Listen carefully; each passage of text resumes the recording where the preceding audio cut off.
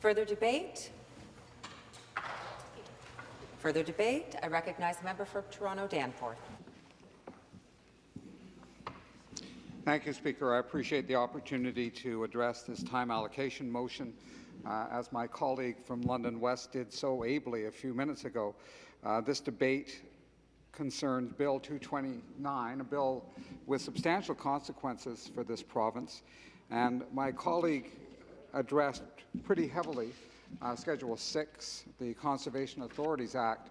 And I actually want to go back to that because although there are many schedules of great consequence, this is one that I've heard a lot about from my constituents. People need to understand, I think most do, that conservation authorities came into being in the late 1940s and were really modified and put into their current form in the early 50s. To a great extent, Speaker, put in place, reshaped to deal with the potential impact of flooding. Hurricane Hazel had a horrendous impact on this province. People learned from that experience and realized there needed to be action to get people and their homes out of floodplains so that we wouldn't have disasters happening to families and communities in the future. And not only getting people out, but making sure that there was regulatory authority in place to prevent those floodplains from being repopulated in future. And so conservation authorities have had that as a central task now for a number of decades. And on top of that, they provide in many, many communities the recreational lands, the conserved lands that not only make our daily lives a lot more pleasant, but actually protect a variety of species. So they provide a very important service to this province, and one that's not to be lightly ignored or trifled with. Unfortunately, this bill not only ignores them, it undermines them quite substantially.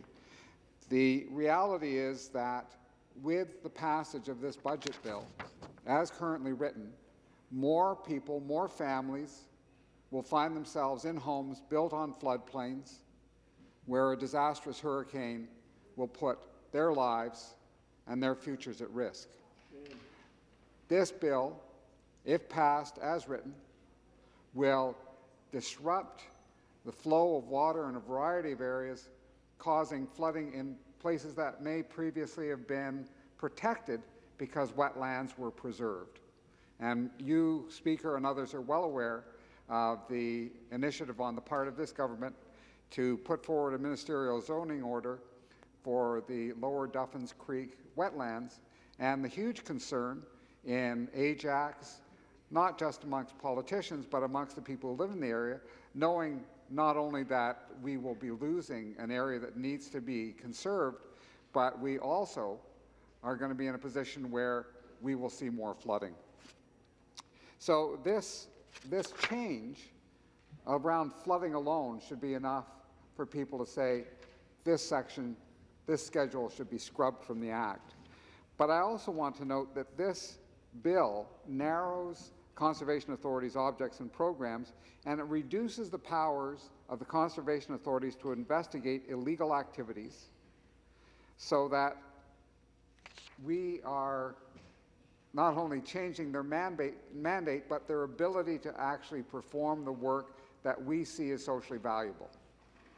If this bill goes forward, there's no doubt in my mind that future governments, and it won't matter what the stripe is, will have to overturn it, because people will be flooded out of their homes, and the demand from the public for action will be profound. I want to note before I go on just that a number of mayors in the 905 have already seen the potential impact. The mayors of Burlington, Halton Hills, Milton and Oakville have written an open letter about the destructive elements, the destructive nature of this schedule, and I'm going to read extracts from this letter. Mayor Gord Krantz, Town of Milton, these changes, the ones that are in this bill, would hurt residents if housing is allowed to be built on floodplains, and who's going to pay? Not the developers who were given license to build on a floodplain, no, not them, what the mayor goes on to say is, it will be our local taxpayers picking up the bill for events that could have been prevented. So the government needs to know and recognize that they are allowing the construction of family homes in harm's way, and that local municipalities in the 905 and frankly all over Ontario are going to have to deal with the consequences. That should give them pause. That should give good reason to scrap this schedule. Mayor Rick Bonnet, Town of Halton Hills. These proposed changes favor developers at the expense of public health and safety. Now, I don't know the mayor of Halton Hills, but I imagine that's a relatively conservative municipality just in the area that it's located. And so these are not your downtown Toronto environmental activists. They are fairly straightforward business people saying that we've got a big problem here and the government needs to back off on it. Another quote, and this is from Mayor Marion Mead Ward, City of Burlington. These proposed changes reverse previous assurances from the government not to interfere with the critical role of conservation authorities to protect human life and property from flooding and extreme weather. These protections were put in place after Hurricane Hazel, but with the reality of climate change are as necessary as ever. I think that's a pretty straightforward statement. The mayor is very clear, and I would hope that those MPPs in this House who represent these areas or parts of these areas should heed the words of their mayors who know, as the earlier mayor said, it will be our local taxpayers picking up the bill. Heed the words of these mayors who do not want to be stuck with dealing with the consequences of an irresponsible act. They don't want to be the ones who have to go out and comfort families who've lost their homes and perhaps loved ones because they were swept away in a flood. But what's happening with this schedule today is things are being set up so that that is the situation we will be facing. I want to read again the quote from Mayor Rob Burton, Town of Oakville. The government would be undoing their own heritage of former progressive conservative premiers, George Drew, who created conservation authorities, and Leslie Frost, who strengthened them, said Mayor Rob Burton. Now, those former conservative premiers, they were not doing anything fancy. They saw what happened when floods went through towns. They saw what happened when houses were swept away, and they wanted action so that they wouldn't have to deal with that again. That was a legacy they left to us. And the fact that they left us this legacy and it is being dismantled, it is being ripped apart in this act, is something that should give people pause. As my colleague from London West had said, when you're dealing with things this consequential, really, Speaker, you shouldn't be jamming the bill through the House. Frankly, Speaker, this section shouldn't even be in this bill. If you're going to change conservation authorities and put life and property at risk, you should give people the opportunity to come to the legislature and speak about that, and only that. It's extraordinary to me that it is stuffed into a budget bill. It has nothing to do with the budget. It may have to do with making a number of developers happy, but nothing to do with protecting human life and property. I want to note that because this section, this schedule, is stuffed into this budget bill, it's a way of getting around the requirements of the Environmental Bill of Rights. The Canadian Environmental Law Association, a pretty credible, very thoughtful organization, wrote this note about Schedule 6. Bill 229 is the most recent in a disturbing trend of using omnibus budget measures to make substantial changes to environmental laws, thereby sidestepping the public's right to comment under the Environmental Bill of Rights. Well, just yesterday, the Environment Commissioner and the Auditor General for Ontario reported on the ongoing undermining of the Environmental Bill of Rights, the lack of respect for the laws of the province of Ontario. And this Schedule 6 inside this budget bill is yet another example of that lack of respect, not only for the law, but for the environment that we depend on and the lives that will be put at risk when these changes come into being. Speaker,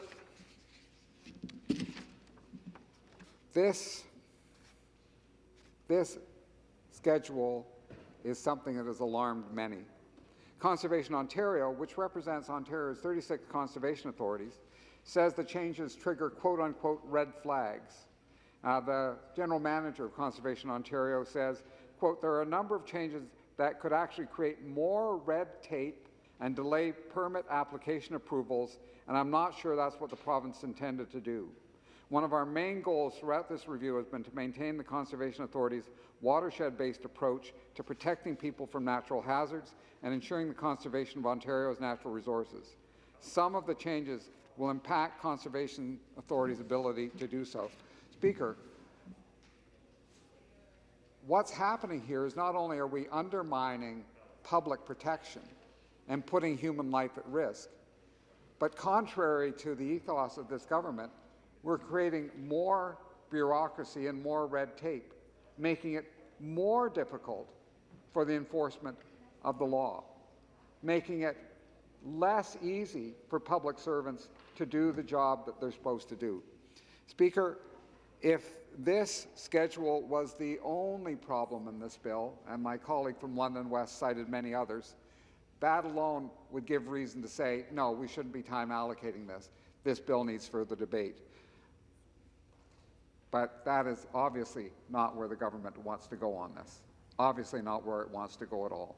Speaker, I want to note as well that there are changes to the Ontario Energy Board Act, and that is a substantial problem. Again, you were present yesterday when the Environmental Commissioner presented her report and talked about the failure of the government to coordinate activities to actually deliver on its climate plan. And one of the things that was cited by the Environmental Commissioner and the Auditor General was that the Ontario Energy Board decisions have not been aligned with Ontario's Environment Plan and 2030 target.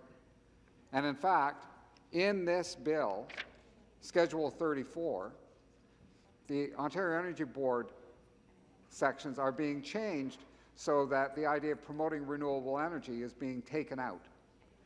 And what is not being put in is direction to actually use energy efficiency, to put in place requirements to drive a GHG emission reduction agenda. And that, Speaker, is a huge problem. The government has a plan for climate change, and I'm being very loose with the term plan, that is not supported by the rest of the government's activities. And that is totally apparent in this act.